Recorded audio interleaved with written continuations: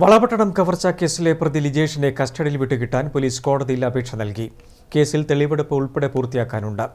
ലിജേഷിന് മറ്റ് കവർച്ചകളിൽ പങ്കുണ്ടോ എന്ന കാര്യം കൂടി അന്വേഷിക്കേണ്ടതുണ്ടെന്നാണ് പോലീസ് പറയുന്നത്. കീച്ചേരി കവർച്ചാ കേസിലെ അറസ്റ്റ് നടപടികളും പൂർത്തിയാക്കാനുണ്ട്.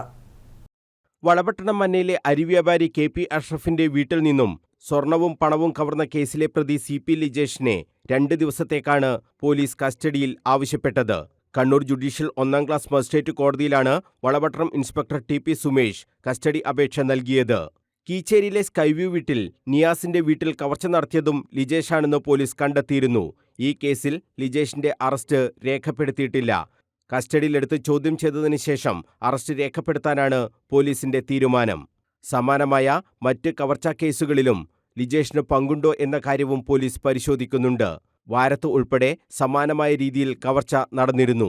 ഇത് തെളിയിക്കപ്പെട്ടിട്ടില്ല. കസ്റ്റഡിയിലെടുത്ത് ചോദ്യം ചെയ്താൽ മറ്റ് കേസുകൾക്കും തുമ്പുണ്ടാക്കാൻ കഴിയുമെന്ന പ്രതീക്ഷയിലാണ് അന്വേഷണ സംഘമുള്ളത്. അടുത്ത ദിവസം തന്നെ ലിജേഷിനെ കസ്റ്റഡിയിൽ വിട്ടുകിട്ടുമെന്നാണ് അന്വേഷണ സംഘത്തിന്റെ പ്രതീക്ഷ. കവർച്ചയ്ക്ക് മറ്റാരുടെയെങ്കിലും സഹായം ലിജേഷിന് കിട്ടിയിട്ടുണ്ടോ എന്നും പോലീസ് പരിശോധിക്കുന്നുണ്ട്. കവർച്ചയെക്കുറിച്ച് വീട്ടുകാർക്കറിയില്ല എന്നാണ് ലിജേഷ് പോലീസിന് നൽകിയ മൊഴി. ഇതടക്കമുള്ള കാര്യങ്ങളിലും കസ്റ്റഡിയിൽ കിട്ടിയാൽ പോലീസിന് വ്യക്തത വരുത്താനാകും. News bureau, Kannur.